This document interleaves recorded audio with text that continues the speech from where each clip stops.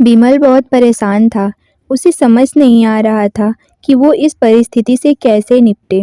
वो अपनी माँ को बहुत चाहता था, किंतु उसकी पत्नी और उसके बच्चे उसकी माँ से दूर भागते थे, क्योंकि उसकी माँ की एक आँख नहीं थी, साथ ही उसकी कमर भी 90 अंश पर झुकी हुई थी। वैसे वह अपना काम सब खुद कर लेती है, किंतु फिर भी वो उसकी पत्नी और बच्चों के लिए हमेशा खटकती है। दादी, आप ऊपर के कमरे में जाओ, मेरे दोस्त आ रहे हैं।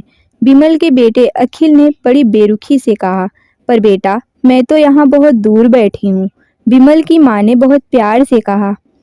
नहीं, आप उनके सामने मत रहो, वो मुझे चिढ़ाते हैं, अखिल ने जोर से डांटते हुए कहा। क्या हुआ? अखिल, क्यों चिल्ला रहे हो? बिमल की पत्नी कामिनी ने किचन से आवाज लगाई। देखो ना माँ, ये दादी यहीं ड्राइंग रूम में बैठी है और मेरे दोस्त आ रहे हैं, अखिल ने शिकायत भरे लहजे में कहा। माँ जी, आप ऊपर चली जाओ ना, क्यों हम लोगों को लजवाती हो? कामिनी ने बेटे का पक्ष लेते हुए कहा। बेचारी सरस्वती चुपचाप उठकर जीने के सहारे ऊपर जाने लगी। कमर झुकी होने के कारण उन्हें ऊपर चढ़ने में बहुत परेशानी हो रही थी, किंतु वो पूरी ताकत से ऊपर के एक अकेले कोने वाले कमरे में जाकर बैठ गई। बिमल बाजू वाले कमरे से यह सब सुन रहा था। उसे कष्ट हो रहा था कि उसकी माँ को अपमानित होना पड़ रहा है, किंतु वो असहाय था। अगर वो कुछ कहता तो उसकी पत्नी और बच्चे उसका विरोध करने लगते हैं। दूसरे, उनके तर्क भी सही लगते हैं। चूंकि वो एक प्रशासनिक अधिकारी था, उनका सामाजिक स्तर बहुत ऊंचा था। उनकी ससुराल भी एक उच्च घराने में थी, अतः वह चुपचाप इस तरह हर दिन अपनी माँ को अपमानित होते हुए देखता रहता था। रात को बिमल की पत्नी ने कहा, देखो जी, अब कुछ करो। कल कलेक्टर साहब की पत्नी आई थी। माँ जी अपनी देसी धुनधारा में उनसे मिली। मुझे बहुत शर्म आ रही थी, यह बताते हुए कि ये मेरी सास हैं। मैंने कह दिया कि ये दूर की रिश्तेदार है, इलाज कराने आई हैं। बिमल को रोना आ गया, किंतु फिर भी वह चुप रहा। उसे समझ में नहीं आ रहा था कि वो क्या करे। अपने बेटे की मनस्थिति को सरस्वती अच्छी तरह से जानती थी और बेटे को कोई कष्ट न हो, इसीलिए हर बात को वो चुपचाप सह लेती थी। बिमल बहुत उदास रहने लगा। एक तरफ परिवार और सामाजिक स्तर पर जीने की प्रतिबद्धता थी, तो दूसरी ओर माँ। आखिर माँ से अपने बेटे की यह हालत देखी नहीं गई। एक दिन उसने अपने बेटे से कहा, बिमल, बहुत दिन हो गए हैं, मैं अपने गांव जाना चाहती हूँ, मुझे वहाँ पहुँचा दो, मेरा यहाँ मन नहीं लग रहा। किंतु माँ, वहाँ तो कोई नहीं है, तुम्हारी देखभाल कौन करेगा? बिमल ने आश्चर्य से पूछा। अरे सब गांव वाले तो हैं, और वो तुम्हारे मामा जी तो उसी गांव में रहते हैं, फिर हम सारी व्यवस्थाएं करके आएंगे ना। कामनी को तो जैसे मन की मुराद मिल गई। हाँ बेटा, बहू सही कह रही है, सरस्वती ने लंबी सांस लेते हुए कहा। बिमल जानता था कि गांव में माँ की देखभाल करने वाला कोई नहीं है, लेकिन अपनी पत्नी की जिद के कारण वह अपनी माँ को गांव छोड़ने पर विवश हो गया। माँ को गांव छोड़कर आते वक्त उसे रोना आ रहा था तथा अपनी बेबसी पर गुस्सा भी आ रहा था, किंतु परिवार, पत्नी और समाज ने उसके इस मनोभाव को दबा दिया और वो सुकून सा महसूस करने लगा। कुछ दिनों बाद उसके चाचा, जो अमेरिका में रहते थे, आने वाले थे।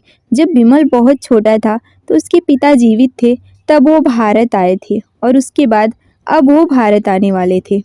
पूरा परिवार और आस पड़ोस बहुत उत्साहित था। अमेरिका से बिमल के डॉक्टर चाचा आ रहे थे। डॉक्टर रमेश ने जैसे ही घर में कदम रखा, सबने मिलकर बहुत उत्साह से उनका स्वागत किया।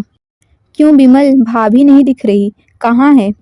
डॉक्टर रमेश ने उत्सुकतापूर्वक पूछा। जी, वो तो गांव में रहती हैं, यहाँ उनका मन नहीं लगा, कामिनी ने सपाट लहजे में उत्तर दिया। डॉक्टर रमेश ने बिमल की ओर देखा तो बिमल ने अपनी आंखें झुका ली। डॉक्टर रमेश सब समझ गए और बोले, कल हम सभी भाभी से मिलने गांव चलेंगे। दूसरे दिन सभी लोग गांव के घर में पहुंचे। देखा तो सरस्वती को बहुत तेज बुखार है और वो पलंग पर असहाय पड़ी है। डॉक्टर रमेश दौड़कर सरस्वती के पास पहुंच गए, उसके पैर छूकर रोने लगे। सरस्वती की ये हालत उनकी कल्पना से परे थी। वाह बेटा बिमल, तूने तो नाम उजागर कर दिया। अपनी माँ की ये हालत देखकर तुझे तो शर्म नहीं आ रही होगी, डॉक्टर रमेश ने बिमल को लगभग डांटते हुए कहा। नहीं देवर जी, विमल का कोई दोष नहीं है, मैं खुद गांव आई थी। सरस्वती ने अपने बेटे का बचाव किया। मुझे सब पता चल गया है भाभी, आप चुप रहो। क्यों बहू, तुम्हें अपने सास की कुरूपता पसंद नहीं है ना? समाज में तुम्हें नीचा देखना पड़ता है ना? डॉक्टर रमेश ने कामिनी की ओर देखा। कामिनी निरुत्तर होकर विमल को देखने लगी। आज तुम जिस सामाजिक स्तर पे हो वो इन्हीं के संघर्षों की देन है। और बेटा विमल, तुम्हें शायद मालूम ना हो कि बचपन में जब तुम 1 साल के थे तब छत से नीचे गिरने के कारण तुम्हारी एक आंख फूट गई थी और तुम्हारी रीढ़ की हड्डी में भी समस्या थी। तब तुम्हारी इस कुरूप माँ ने अपनी एक आंख और तुम्हें अपना बोन मैरो देकर तुम्हें इतना सुंदर स्वरूप दिया। कामिनी बेटा, इतनी सालों के संघर्ष करके बेटे को प्रशासनिक अधिकारी बनाने वाली इस संघर्षशील औरत को तुम लोगों ने यह दशा कर दी। ईश्वर तुम्हें कभी माफ नहीं करेगा। डॉक्टर रमेश की आंखों से अश्रुधारा बह रही थी। अब भाभी, आप मेरे साथ अमेरिका जाएंगी, यहाँ इन स्वार्थी लोगों के बीच नहीं रहेंगी, डॉक्टर रमेश ने सरस्वती से कहा। डॉक्टर रमेश जो उसके चाचा थे, उन्होंने जो राज बताया उसकी बात तो विमल को यही लग रहा था कि उससे ज़्यादा पापी इंसान इस दुनिया में कोई और है ही नहीं। वह दौड़ता गया और माँ सरस्वती के कदमों में लिपट गया। माँ, मेरा अपराध अक्षम्य है, मैं जानबूझकर चुप्पी साधे रहा, आपका अपमान करवाता रहा। अब सिर्फ आप ही मेरे साथ उस घर में रहेंगी और कोई नहीं। विमल ने आग्नेय दृष्टि से अपनी पत्नी और बच्चों को देखा। कामिनी को भी बहुत पश्चाताप हो रहा था, किंतु उसकी हिम्मत नहीं हो रही थी कि वो सरस्वती से आंख मिलाए।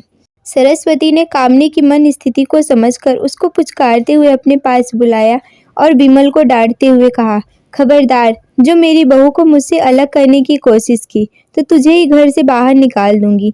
कामिनी और बच्चों ने सरस्वती के पैर पड़े और अपने व्यवहार के लिए माफ़ी मांगी। माँ के हृदय ने सबको माफ़ कर दिया।